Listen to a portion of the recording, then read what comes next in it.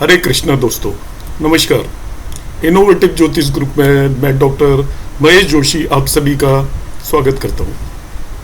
नवांश से रिलेटेड आपने सभी ने मेरा वीडियो देखा, एप्रिशिएट किया, उसके लिए आप सभी लोगों को कोटि कोटि धन्यवाद। आज मैं उसी से रिलेटेड जो आप लोगों की क्वेरीज आई है उन्हें मैं यहाँ पर एक्सप्लेन करने की कोशिश करूँगा, उनके आंसर्स आपको देने की कोशिश करूँगा आज की क्लास के अंदर। उससे पहले मेरी एक सूचना है, जो एक मेरी ड्यूटी है वो मैं आपको पूरी कर रहा हूँ कि मेरा एक भृगुनंदी नाड़ी का कोर्स शुरू हुआ है 1 जुलाई से, और एक दूसरा कोर्स शुरू होने वाला है केपी एस्ट्रोलॉजी का 15 जुलाई से। जो भी फ्रेंड ज्वाइन करना चाहें तो वो इंतजार ना करें, और कोर्स को जितना अर्ली ज्वाइन करेंगे उतना बेटर रहेगा। आप ज्वाइन कर लें जिससे कि हमारी जो भी क्लासेज हैं स्टार्ट होंगी वो आपकी क्लासेस बिल्कुल भी मिस ना हो पाए। अब हम शुरू करते हैं। आज आप लोगों की क्या क्वेरीज आई थी और उनका मैं आंसर देने की यहाँ पर कोशिश करूंगा। अब वीडियो में अंत तक रुके रहिएगा। ये नवांश से रिलेटेड जो मेरी सीरीज है, एक्सक्लूसिव सीरीज है, ये ऐसी जानकारी है जो कि बहुत रेयर है, आपको कोई भी नहीं देगा। तो इस जानकारी को आप लोगों के साथ शेयर भी करें, ये मेरी आपसे रिक्वेस्ट है, जिससे अधिकतर लोग इसे जान पाए। प्रीवियस क्लास के अंदर मैंने बताया था ट्रांजिट से रिलेटेड रूल। उसमें बड़े लोगों के प्रश्न आए थे कि ट्रांजिट के किस समय पर वो प्रॉब्लम आएगी। 64th नवांशा पर जब ट्रांजिट होता है, 55th नवांशा पर जब ट्रांजिट होता है स्लो मूविंग प्लेनेट का। तो आज मैं इसको थोड़ा थ्योरेटिकल एक्सप्लेन करूंगा आपकी अंडरस्टैंडिंग के लिए, इसके पीछे का कंसेप्ट क्या है, और सभी प्रश्नों के आपको यहाँ पर मैं जवाब देने की कोशिश करूंगा। कई दोस्तों ने यह भी पूछा है पुष्कर नवांश से रिलेटेड, वर्गोत्तम नवांश से रिलेटेड, तो मैं कोशिश करूंगा आज, यदि वीडियो लंबा नहीं हुआ तो इसी वीडियो में मैं आपको बताऊंगा, नहीं तो मैं कमिंग क्लास के अंदर पुष्कर नवांशा और वर्गोत्तम नवांशा के बारे में आपको वो जानकारियां दूंगा जो कि अक्सर लोगों को मालूम नहीं होती। शुरू करते हैं। सबसे पहले मैं आपको कंसेप्ट समझाने की कोशिश करूंगा कि ये 64th नवांशा होता क्या है। आप में से अधिकतर लोगों ने पढ़ा होगा तो वो चंद्रमा या लग्न से पढ़ा होगा, मगर मैंने आपको जो बताया वो सभी ग्रहों से 64th नवांशा यूज करना बताया। सभी ग्रह क्यों, आपकी जिंदगी के अंदर हर ग्रह कुछ ना कुछ आपके रिश्तों या कुछ कामों के कारक होते हैं। जनरली 64th नवांशा प्रॉब्लम क्रिएट करता है आपके रिश्तों के अंदर। तो लाइक जैसे आपका शुक्र है वो आपकी लग्जरी का कारक है, पत्नी का कारक है। शनि आपके कारोबार का कारक है, बड़े भाई का कारक भी होता है शनि। मार्स है आपकी इंटरनल स्ट्रेंथ का कारक होता है, मार्स आपके छोटे बहन भाई का कारक होता है। इसी तरीके से जुपिटर आपके गुरु का कारक होता है, मान सम्मान का कारक होता है, पूर्वजों का कारक होता है। सूर्य आपके पिता का कारक होता है, माता आपकी मून आपकी माता का कारक होता है, लग्न आपकी स्वयं की कारक होती है। इसी तरीके से मून माँ के अलावा आपके मन का कारक होता है। आपकी जिंदगी के 3 सबसे इंपॉर्टेंट प्लेनेट जो होते हैं वो होता है आपका लग्न, सबसे इंपॉर्टेंट है लग्न, वो आपका शरीर है। दूसरा इंपॉर्टेंट है सूर्य, वो आपके पिता है। और तीसरा इंपॉर्टेंट है मून, जो आपकी माता है। आपको मालूम है ये तीनों ही लग्न मानी जाती है।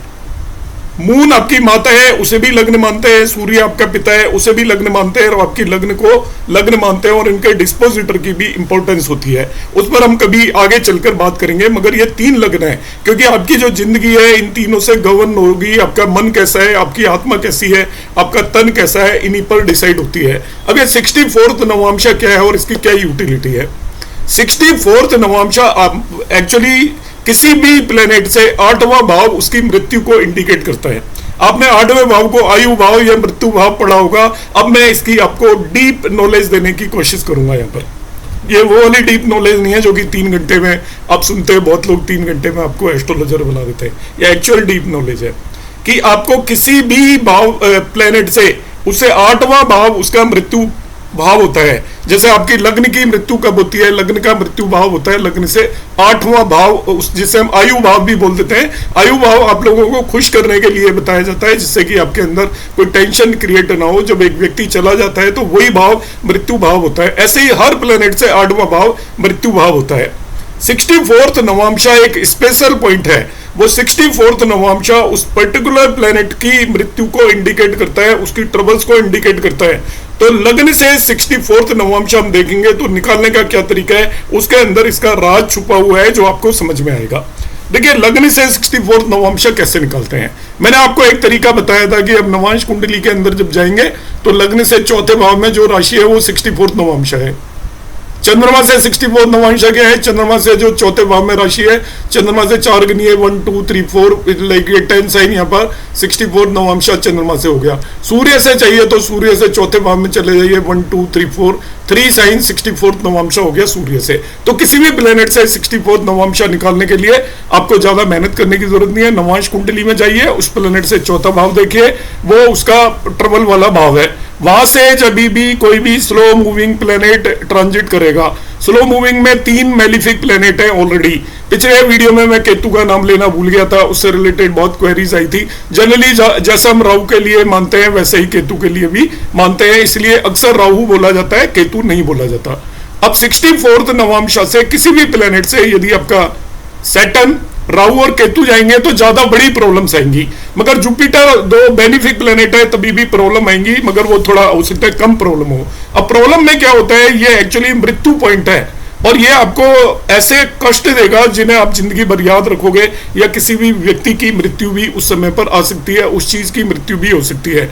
एग्जाम्पल के लिए मैं समझाता हूं, बुध आपका बुद्धि का कारक है, बुध आपके बिजनेस का कारक है, उससे 64th नवांशा में इनमें से कोई भी प्लेनेट ट्रांजिट कर रहा है तो आपकी बुद्धि भ्रष्ट हो जाएगी, बुद्धि का पतन हो जाएगा, आपकी याददाश्त खत्म हो सकती है उस समय पर। इसी तरीके से आपके कारोबार का अंत भी हो सकता है, इस तरीके की स्थिति उसके अंदर आ सकती है यदि दशा भी उस समय पर खराब चल रही है आपकी। इसी तरीके की दशा चल रही है आपकी मेलिफिक हाउसेस की, तो वो डेफिनेटली आपका लिए बहुत ही डिफिकल्टी वाला समय होगा उस चीज से रिलेटेड। आपकी जिंदगी की बाकी चीजें सब बहुत आराम से चल रही होंगी, मगर एक पर्टिकुलर चीज के अंदर आपको प्रॉब्लम आएगी। जैसे मून से 64 नवांशा में यदि कोई प्लेनेट ट्रांजिट कर रहा है, यहाँ से मून से 64 नवांशा 10 साइन है, वहां पर यदि मेलिफिक प्लेनेट ट्रांजिट कर रहा है, अभी कोई भी नहीं कर रहा, तो उस समय पर आपके मन के अंदर इतने कष्ट होंगे, आपको एक परेशानी जाएगी दूसरी आ जाएगी, और आप मन ही मन जिसको बोलते हैं कुपित रहेंगे, परेशान रहेंगे, आप ऐसा मानकर चलेंगे। लग्न से 64th नवांशा में व्यक्ति की मृत्यु भी हो सकती है, सन से 64th नवांशा के अंदर फादर की मृत्यु हो सकती है। इस तरीके से हम इन चीजों को मानकर चलेंगे। हो सकती है वर्ड में बोल रहा हूं, मगर कुछ ना कुछ प्रॉब्लम जरूर डेफिनेटली आएगी, ऐसा एक्सपीरियंस किया गया है। अब मैं आपको इसको निकालने का तरीका बताता हूं जिससे आपको पता चले एक्चुअली 64th नवांशा की क्या इंपॉर्टेंस है। हम क्या करते हैं, जब किसी का भी 64th नवांशा निकालना होता है, उस प्लेनेट को अपने से 8वें भाव में ले जाते हैं, अपने से 8वें भाव में, मतलब उसके मृत्यु भाव में बिठा देते हैं, और मृत्यु भाव में बैठने पर जो नवांशा मिलेगा आपको उसका, उसे 64th नवांशा बोलते हैं। तो वो उसके मृत्यु भाग का नवांशा है, आप ये मानकर चले। तो मृत्यु भाग का एसेंस है, वो मृत्यु का कारण भी बताएगा, मृत्यु का समय भी बताएगा, मृत्यु की वजह भी बताएगा आपको। वो मृत्यु से लिंक कर रहा है, 8वें भाव से लिंक करता है 64th नवांशा, और जब 8वें भाव से लिंक करता है इसलिए इसको अशुभ नवांशा बोलते हैं। आपके शरीर के लिए, लग्न के लिए 64th नवांशा कैसे निकालेंगे, देखिए तरीका। वैसे तो मैंने आपको तरीका बताई है, 64th नवांशा यहां से देख लीजिएगा, लग्न से यहाँ पर 64th नवांशा आपका 6 साइन में है। मैं आपको कैलकुलेशन पार्ट इसका बता रहा हूं, ध्यान से समझिएगा। इसकी लग्न है 8 डिग्री 5 मिनट, अब नोट कर सकते हैं 8 डिग्री 5 मिनट। आप इसका नवांश पता करिए लग्न का कौन सा है। देखिए 0 से 3 डिग्री 20 मिनट तक पहला नवांश होता है, फिर 3 डिग्री 20 मिनट ऐड करते जाइए, 6 डिग्री 40 मिनट तक दूसरा, 10 डिग्री तक तीसरा नवांश होता है, 10 से 13 डिग्री 20 मिनट तक चौथा नवांश, 16 डिग्री 40 मिनट तक पांचवा, 20 डिग्री तक छठा, 20 से 23 डिग्री 20 मिनट तक सातवां, 23 डिग्री 20 मिनट से लेकर 26 डिग्री 40 मिनट आठवां, और 26 डिग्री 40 मिनट से आपका 30 डिग्री तक नवा नवांश होता है। हर राशि के अंदर 9 नवांश होते हैं। अब ये जो इसका असेंडेंट है 8 डिग्री 5 मिनट, इसका आप नवांश नंबर नोट कर लो, वो है 3, क्योंकि ये 6 डिग्री 40 मिनट से लेकर 10 डिग्री के बीच में है, तो असेंडेंट 3rd नवांश में है। आपसे कहा जाए असेंडेंट इस नवांशा में गई, तो असेंडेंट इसके कौन से नवांश में है, 3rd नवांशा में। अब इस असेंडेंट को उठाकर आप यहां पर 8वें भाव के अंदर ले जाइए। अब देखिए मैं इसको एक्सप्लेन करता हूं, जरा ध्यान से समझिएगा। इसको आपको समझाने के लिए मैं कैलकुलेशन पार्ट तक लेकर जाऊंगा। देखिए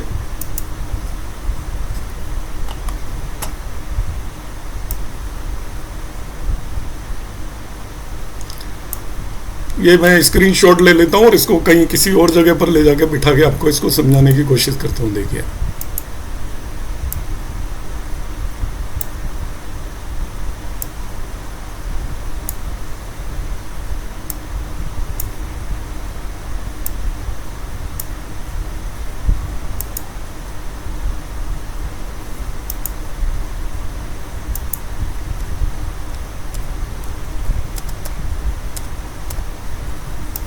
चलो, अब देखिए यहाँ पर ये आपको स्क्रीन दिख रही होगी क्लियर कट। अब मैंने इस असेंडेंट का 8 डिग्री 5 मिनट था, इसको मैं यहाँ पे अपने से 8वें भाव में ले जाऊंगा। सपोज मुझे वीनस का 64 नवांश निकालना है, तो उसको वीनस से 8वें भाव में यहाँ पर ले जाकर बिठा दूंगा 5 डिग्री 50 मिनट। चंद्रमा से निकालना है तो चंद्रमा को अपनी पोजीशन से 8वें भाव में ले जाकर बिठा दूंगा। तो जिसका भी 64 नवांश पता करना है उसको अपनी पोजीशन से 8वें भाव में ले जाकर बिठा दीजिए।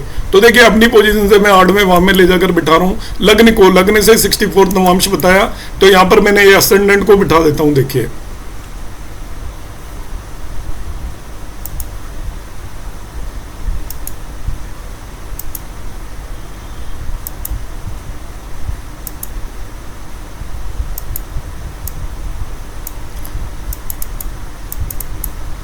यहां पे मालूम है आपका असेंडेंट कितना था, ऊपर 8 डिग्री 5 मिनट, तो 8 डिग्री 5 मिनट ले लिया मैंने, 8.05 ले लिया है।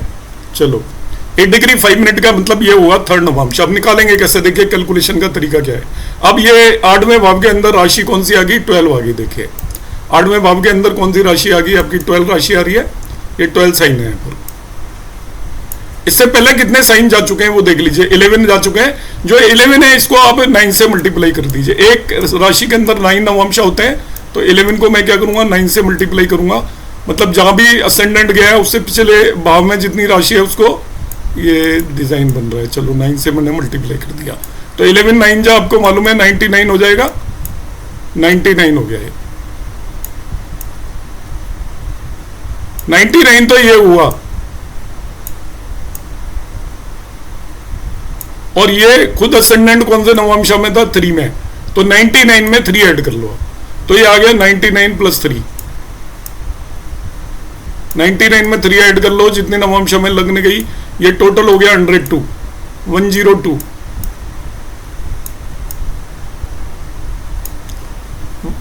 क्या है स्टेप, फिर से देखिए। सबसे पहले कोई किसी भी प्लेनेट का निकालना है, असेंडेंट का निकालना है, उसको अपने से 8वें भाव में ले जाकर रख दीजिए। तो मैंने असेंडेंट को 8वें भाव में ले जाकर रख दिया बस। अब देख लीजिए इस असेंडेंट का खुद का कितना नवांशा के अंदर है, तो हमने देखा है थर्ड नवांशा में है। उससे पिछली वाली राशि देखिए जहां पर भी गया उसको 9 से मल्टीप्लाई कर लीजिए, तो 11 9 जा 99 हो गया। मतलब इतने नवांशा यहाँ तक क्रॉस हो चुके हैं, 11 साइन क्रॉस हो चुके हैं, का मतलब 99 नवांशा क्रॉस हो चुके हैं। और 12 साइन में थर्ड नवांशा में है, तो वो 3 ऐड कर दीजिए, तो ये आ गया 102। अब 102 को आप 12 से डिवाइड करिए।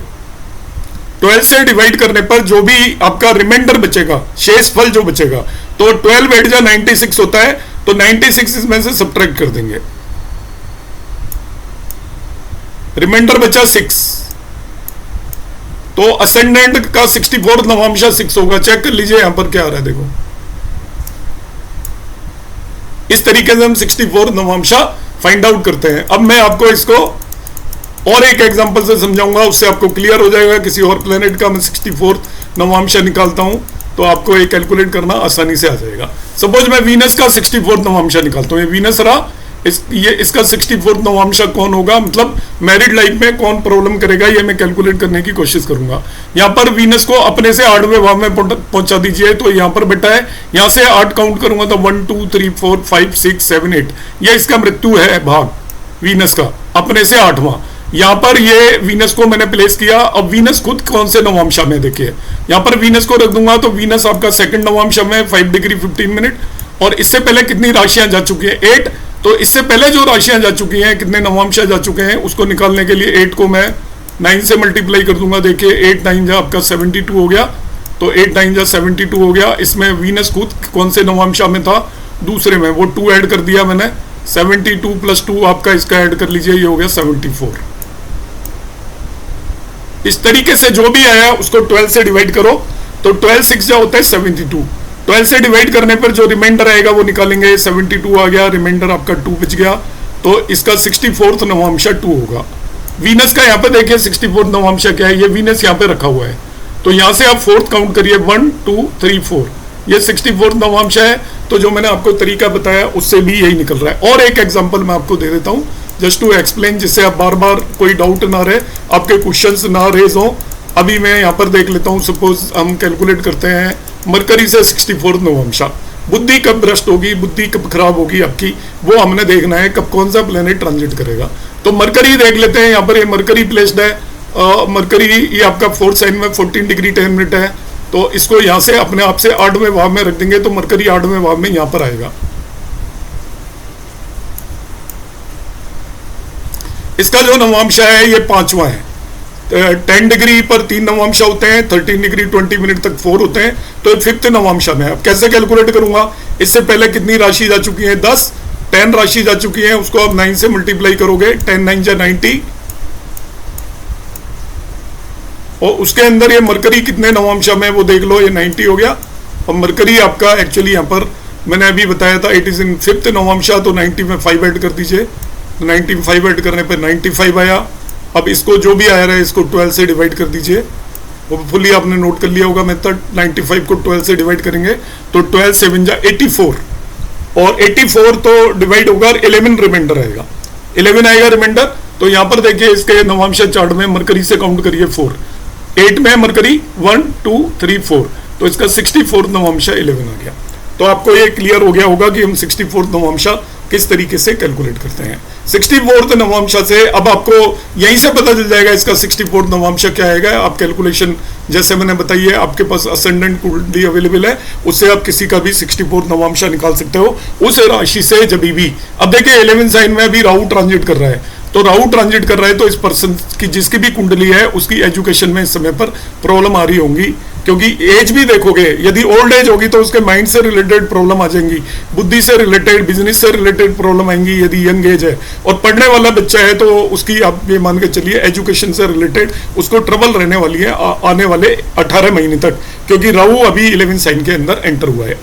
तो इस तरीके से हम इसको यूटिलाइज कर सकते हैं। अब मैं यहाँ पर आपको 55th नवांशा भी एक्सप्लेन करूंगा। It's very important. जो लोग मैरिड लाइफ में ट्रबल्स देखते हैं, आप देखते हो अचानक ही घर के अंदर हस्बैंड वाइफ में सब कुछ ठीक चल रहा है मगर अचानक ही कुछ प्रॉब्लम होने लगी। एक व्यूअर ने क्वेश्चन पूछा था, क्या 55th नवांशा पर जब वो ट्रांजिट कर रहा हो कोई भी मैलिफिक तो मैरिज नहीं करनी चाहिए? तो बिल्कुल नहीं करनी चाहिए। आपको उस पीरियड को अवॉइड करने की कोशिश करनी चाहिए कि जब भी 55th नवांशा पर कोई भी इनमें से स्लो मूविंग प्लेनेट ट्रांजिट कर रहा है तो आपको वो प्रॉब्लम देगा सर्टेनली। 55th नवांशा कैसे निकालते हैं मैं फिर आज की क्लास में आपको इसको एक्सप्लेन करने की कोशिश करूंगा। तो हम एक कोई और इसी कुंडली में मैं आपको एक्सप्लेन करता हूँ 55th नवांशा का क्या तरीका होता है। 55th नवांशा जैसे यहाँ पर ये 8वां भाव आता है 64th नवांशा के लिए। 55th नवांशा के लिए सिंपल नियम है, वो 7वां भाव है। 7वें भाव का पहला नवांशा होता है, एक राशि में 9 नवांशा होते हैं, तो आपके 6 भावों में 9 6 जा 54 हो जाते हैं। 55th नवांशा आपके 7वें भाव का पहला नवांशा होता है। Now how to calculate it, इसको कैलकुलेट करने का बिल्कुल सिंपल तरीका है। अर्लियर वीडियो में भी मैंने एक्सप्लेन किया था मगर मेरे पास काफी क्वेरीज थी तो मैंने सोचा क्यों ना मैं आपको इसको फिर से एक्सप्लेन कर देता हूँ। तो इसको मैं फिर यहाँ पर ले लेता हूँ एक इसकी पिक और आपको एक्सप्लेन करूंगा अभी हाउ टू फाइंड इट।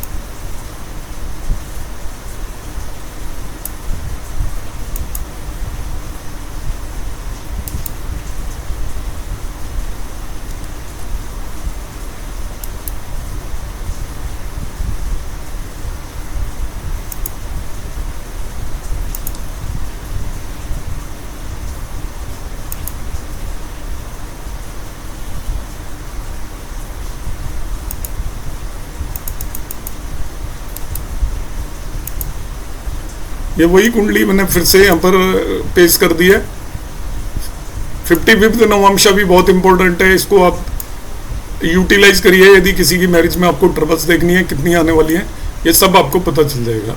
यहाँ पे मैं इसको 55th नवांशा ले लेता हूँ। नवांशा इसमें आपको क्या करना है, देखिए ये आपका मैरिज से रिलेटेड होता है।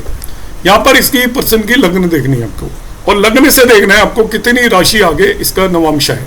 लग्न से कितनी राशि आगे वो काउंट कर लीजिए बस। तो यहाँ पर देखिए इसकी लग्न 5 है और जो नवांशा की लग्न 3 है, तो 5 से कितनी राशि आगे है वो आप गिनोगे। तो 5 से हम काउंट करेंगे तो 3 कहाँ पर आएगा, 11 साइन में आएगा। 5 से क्या आएगा, ये 11 साइन मिलेगा आपको 3, यहीं पे गिन लीजिए। इसकी नवांशा की लग्न 3 है तो 5 से मैं 3 तक काउंट करूंगा तो 1 2 3 4 5 6 7 8 9 10 11। तो लग्न से नवांशा चला गया आपका 11 साइन आगे। अब आपको क्या करना है कि जो आपके 7th हाउस के अंदर जो भी राशि है उससे आप 11 साइन आगे चले जाइए, वो 55th नवांशा होगा। तो यहाँ पर 7th हाउस, क्योंकि ये 7th हाउस का वो है एक्सटेंशन, 7th हाउस के अंदर 11 साइन है, तो यहां से आप 11 काउंट करोगे। 11 क्यों काउंट कर रहे हैं? क्योंकि लग्न से नवांशा की लग्न 11 साइन आ गए हैं, तो यहां से मैं 11 काउंट करना शुरू करता हूं तो वो 9 साइन आएगा। 1 2 3 4 5 6 7 8 9 10 11। तो 9 साइन से आप ये नियम बना लीजिए, जब भी कोई भी मेलिफिक प्लेनेट ट्रांजिट करेगा, 9 साइन से जब भी कोई भी मेलिफिक प्लेनेट ट्रांजिट करेगा, तो इस व्यक्ति की मैरिड लाइफ के अंदर डेफिनेटली ट्रबल्स आने ही वाली हैं, किसी भी लेवल की ट्रबल आ जाएंगी। कोई लोग आपका ये मान के चलिए कि डिवोर्स वगैरह एक्सपेक्ट करते हैं, लड़ाई झगड़े एक्सपेक्ट करते हैं। ये पर्टिकुलर पीरियड होगा जिस समय पर उनके बीच में मनमुटाव तो सर्टेनली होने वाला ही है, क्योंकि जो 7th हाउस है वो आपका इंडिकेट करता है मैरिज लाइफ में ट्रबल्स को। अभी इसी वीडियो को मैं थोड़ा सा यहाँ पर एक्सटेंड करने की कोशिश करता हूँ। मैं आपको यहाँ पर पुष्कर नवांश आपको समझाने की कोशिश करूंगा। वीडियो में बने रहिएगा, आप छोड़ के मत जाइएगा। पुष्कर नवांश हम किस तरीके से निकालते हैं, क्या उसकी यूटिलिटी है। पुष्कर नवांश के बारे में मैं आपको एक जानकारी दे देता हूँ। बहुत लोग पुष्करांश यूज करते हैं, उसे यूज करने की बिल्कुल भी रिक्वायरमेंट नहीं है। पुष्करांश एक पॉइंट है, उससे बहुत ज्यादा इंपॉर्टेंस नहीं है, मगर पुष्कर नवांश एक बहुत ज्यादा इंपॉर्टेंट पॉइंट है। ऐसा कहा जाता है, पाराशर जी ने सारी चीजें पाराशर जी ने अपने शास्त्र में लिखी हुई हैं, मगर वो हम उसको पकड़ते नहीं है, बड़ी बड़ी बातों को हम पकड़ लेते हैं। पुष्कर नवांश के बारे में पाराशर ऋषि ने कहा है कि कोई भी प्लेनेट जब नवांश में, एक्चुअली नवांश इंटरनल पावर को इंडिकेट करता है किसी भी चीज की को। कोई भी प्लेनेट D1 में कहीं पर भी है, वो उसका क्या भविष्य होगा इंटरनली, वो कैसे फल देगा। जैसे आपने व्यक्ति देखे होंगे, लोग देखे होंगे, बाहर से बहुत कड़क होते हैं मगर अंदर से बड़े डरपोक होते हैं। मौका मिलता है तो वो सबसे पहले भाग जाते हैं और दिखाएंगे ऐसे कि वो बहुत ज्यादा वीर हैं, बहुत ज्यादा योद्धा हैं, या उनके अंदर बहुत ज्यादा पावर है और वो किसी से नहीं डरते, मगर मौका मिलने पर वो छूट के भाग जाते हैं। तो ये आपका अंतर होता है नवांश और लग्न कुंडली में। लग्न कुंडली एक्सटर्नली किसी भी पर्सन को, उसकी पर्सनैलिटी को इंडिकेट करती है, एक्सटर्नल उसके बिहेवियर को इंडिकेट करती है। बहुत सारे लोग ऐसे होते हैं, ऑफिस के अंदर आपने देखा होगा, ऐसा शो करेंगे जैसे वो, उनको बिल्कुल फुर्सत नहीं है, काम ही करते रहेंगे, सारा काम करेंगे, मगर प्रैक्टिकली वो कुछ भी नहीं कर रहे होते।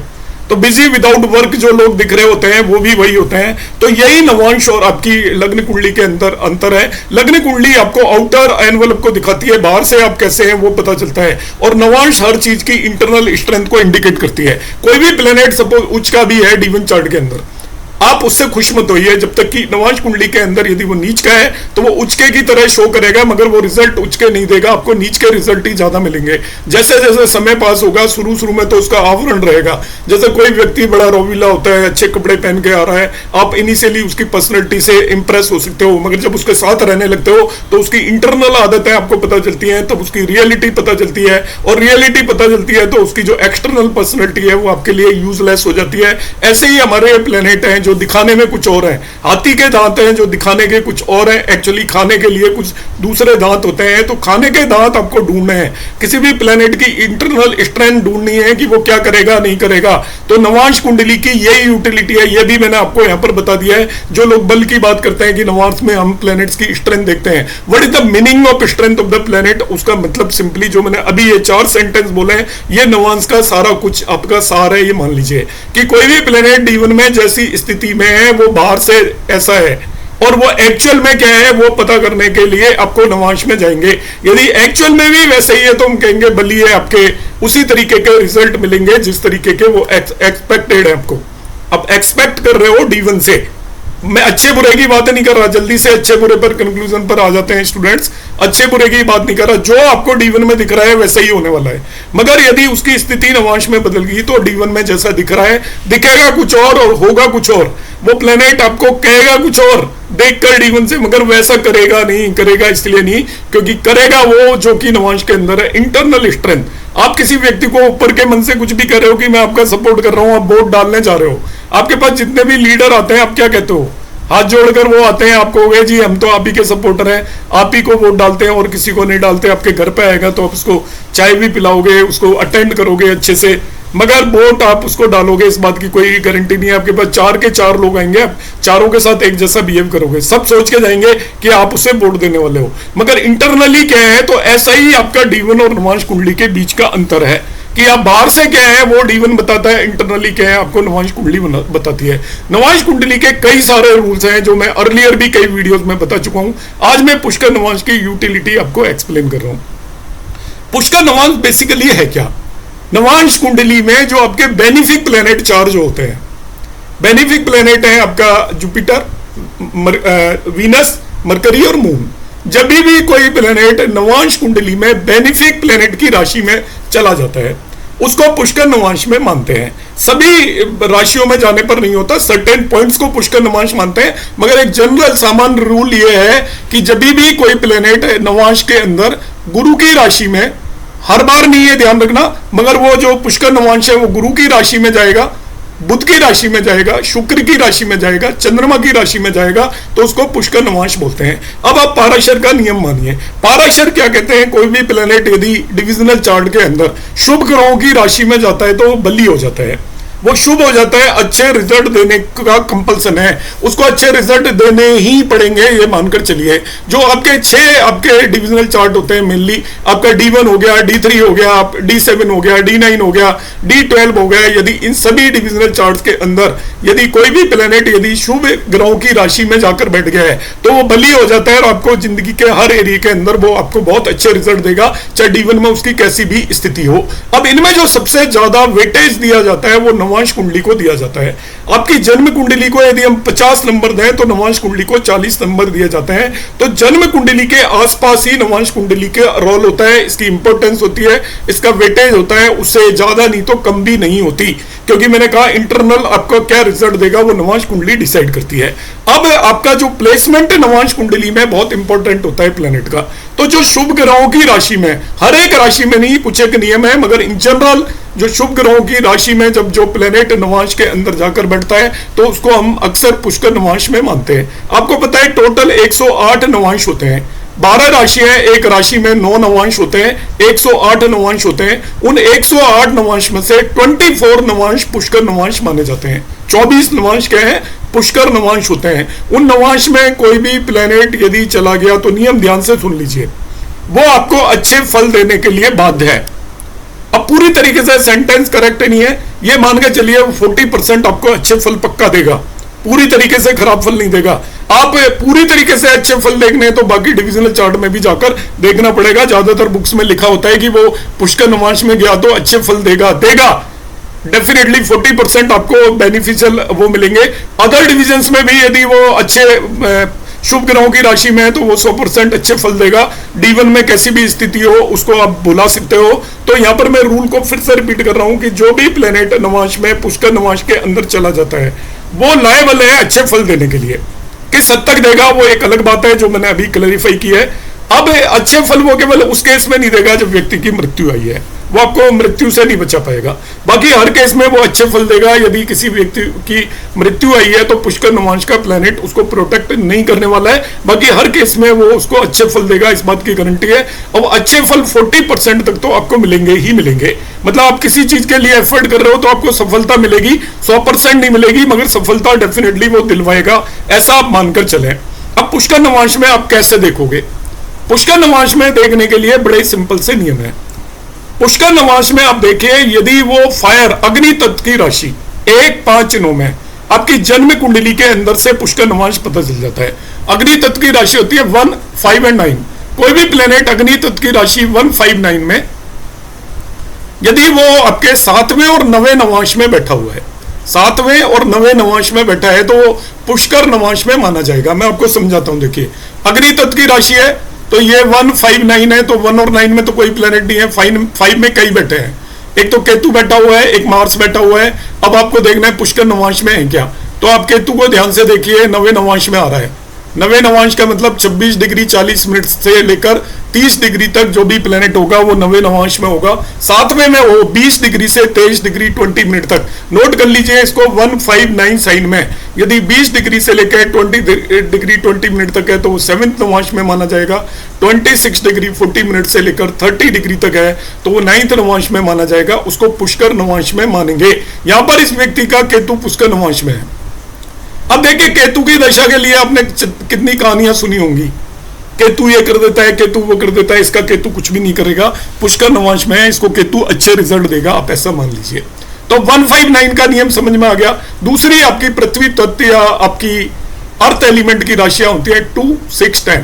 2, 6, 10 में जो भी प्लेनेट 3rd और 5th नवांश में होगा, थर्ड नवांश का मतलब 6 डिग्री 40 मिनट से लेकर 10 डिग्री तक, और 13 डिग्री 20 मिनट से लेकर 16 डिग्री 40 मिनट तक जो भी प्लेनेट होगा उसको पुष्कर नवांश में बोलेंगे। तो पुष्कर नवांश में आपका हम देखते हैं 2, 6, 10 में, ये 2 में बैठा हुआ है, देखिए 6 में कोई प्लेनेट नहीं है, 10 में कोई प्लेनेट नहीं है, 2 में आपका वीनस बैठा हुआ है। आपको देखना है कि पुष्कर नवांश में है क्या। तो पुष्कर नवांश का क्या नियम है, 2, 6, 10 राशियों में प्लेनेट होना चाहिए आपका थर्ड नवांश, मतलब 6 डिग्री 40 मिनट से 10 डिग्री तक है क्या नहीं है, और फिर होना चाहिए वो आपका फिफ्थ नवांश 13 डिग्री 20 मिनट से लेकर 16 डिग्री 40 मिनट तक, वहां पे है क्या, वहां भी नहीं है, इसका मतलब शुक्र इसका पुष्कर नवांश के अंदर नहीं है। अब तीसरा नियम, तीसरी राशियां होती है वायु तत्व या एयर एलिमेंट की राशियां 3, 7, 11। 3, 7, 11 में कोई भी प्लेनेट यदि छठे और 8वें नवांश में हो, छठा नवांश होता है आपका 6th एंड 8th नवांश के अंदर कोई भी प्लेनेट हो, छठा नवांश होता है 16 डिग्री 40 मिनट से लेकर 20 डिग्री तक, और 8वां नवांश होता है आपका 23 डिग्री 20 मिनट से लेकर 26 डिग्री 40 मिनट तक, तो वो पुष्कर नवांश में माना जाता है। अब 3, 7, 11 में कई सारे प्लेनेट है, यहाँ पर 3 में सूर्य बैठा है, जुपिटर बैठा है, 7 में मून बैठा है, और 11 में राहु बैठा है। हम देखते हैं इनमें कौन पुष्कर नवांश में है। सूर्य आप ध्यान से देखिए 6th नवांश में है आपका, 16 डिग्री 40 मिनट से लेकर 20 डिग्री तक 6th नवांश आता है। तो ये वायु तत्व की राशि में आपका सूर्य 6th नवांश में बैठा है, तो ये पुष्कर नवांश में है। जुपिटर आपका बैठा है 4th नवांश में, ये पुष्कर नवांश में नहीं है। यहाँ पर मून बैठा है पहले नवांश में, ये पुष्कर नवांश में नहीं है। यहाँ पर सैटर्न बैठा हुआ, राहु बैठा हुआ है आपके 9वें नवांश में, तो ये भी पुष्कर नवांश में नहीं है। तो आपका देखिए केतु पुष्कर नवांश में था, यहाँ पर सूर्य पुष्कर नवांश में है, तो सूर्य इसको अच्छे रिजल्ट देगा, ऐसा ये खराब रिजल्ट नहीं दे सकता, इसका लग्न लॉर्ड है, ये इसको अच्छे रिजल्ट देगा, ऐसा हम मानकर चलेंगे। लास्ट में आपकी राशियां आ जाती हैं जल तत्व की, जिन्हें वाटरी एलिमेंट बोलते हैं, 4, 8, 12। 4, 8, 12 के अंदर कोई भी प्लेनेट यदि पहले और तीसरे नवांश के अंदर है, फर्स्ट एंड थर्ड नवांश में, तो उसको हम पुष्कर नवांश में मानकर चलेंगे। फर्स्ट नवांश का मतलब 0 से लेकर 3 डिग्री 20 मिनट, और आपका थर्ड नवांश का मतलब 6 डिग्री 40 मिनट से लेकर 10 डिग्री तक कोई भी प्लेनेट है तो वो पुष्कर नवांश में माना जाएगा। तो आपका देखेंगे हम यहाँ पर एक एलिमेंट बैठा है 4 साइन में, मरकरी बैठा हुआ है। 8 में देखते हैं कोई बैठा है क्या, 8 में कोई नहीं है। 12 में सैटर्न बैठा हुआ है। अब मरकरी को देखते हैं क्या पुष्कर नवांश में है क्या, तो मरकरी देखिए ये आपके 5वें नवांश में है, तो ये आपका वाटर की राशियों में पहले और तीसरे नवांश में पुष्कर नवांश में माना जाता है, तो ये नहीं है। मगर सैटर्न है, देखिए सैटर्न तीसरे नवांश में है, तीसरा नवांश होता है 6 डिग्री 40 मिनट से लेकर 10 डिग्री तक, तो थर्ड नवांश में है, तो ये पुष्कर नवांश में है। तो इस व्यक्ति की कुंडली के 3 ग्रह पुष्कर नवांश में है, केतु, सन और सैटर्न। तो अपनी दशाओं में ये अच्छे रिजल्ट देने के लिए बाध्य है, जिसे हम बोलते हैं लायबल है, हर हालत में इनको अच्छे रिजल्ट देने पड़ेंगे। तो आप ये मानकर चलिए अपनी कुंडली में आप देखिए जो भी ग्रह पुष्कर नवांश में है तो वो आपको बेटर रिजल्ट देने की पूरी कोशिश करेगा। यहाँ पर मैं आपको इसको एक ये दिखा देता हूँ PDF, कोई गलती होगी हो मेरे बोलने में। कई बार ऐसा होता है कि फ्लो में मैं बोल रहा होता हूँ, सारी चीज़ मैं मेंटल करता हूँ, आपको मालूम है, तो कई बार कोई मिस्टेक हो जाती है, इसके बाद वो वीडियो में पड़ी रहती है, आप लोग मेरे पास भेजते हैं कि ये चीज़ गलत बोल दी है, तो आप उसको समझ जाया करें, आप खुद करेक्ट कर लिया करें। आप सब लोग जानकार हैं, आप मेरे से ज़्यादा जानते हैं अधिकतर लोग, तो आप उसको करेक्ट कर लिया करें। मेरा ऑब्जेक्टिव समझें कि एक्सप्लेन करना है चीज़ को, तो कहीं पर प्लस माइनस कुछ मैं गलत बोल गया हूँ, ये प्लेनेट यहाँ पर बैठा है, आपको समझ में आ गया हो तो उसको आप कंसिडर करें, क्योंकि कंटिन्यूस फ्लो में मैं बगैर लिखी हुई चीज़ें अक्सर बोलता हूँ। तो यहाँ पर ये पुष्कर नवांश की मैंने टेबल दी हुई है जो अभी आपको बताई थी, तो आप ये मानकर चलिए पुष्कर का यहाँ पर मैं मीनिंग बताया। पुष मीन्स होता है टू नरिश एंड कारा मीन्स होता है उडस, तो जो नरिश करता है वो पुष्कर नवांश में माना जाता है। तो यहाँ पर हम कहते हैं Pushkar Navamsa produces auspicious result irrespective of their भावा ऑक्यूपेंसी इन D1 और D9। तो पुष्कर नवांश वाला प्लेनेट हमेशा ऑस्पिशियस रिजल्ट देता है एक्सेप्ट टू डेथ। तो उम्मीद है आपको 64th नवांश, 55th नवांश और पुष्कर नवांश से रिलेटेड कंसेप्ट सभी को क्लियर हो गया होगा।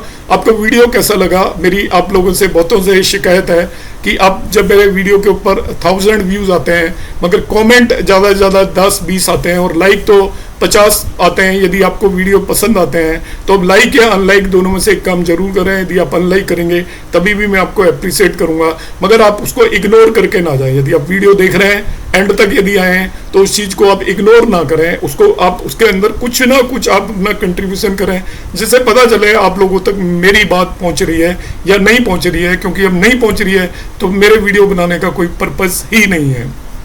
नमस्कार, धन्यवाद।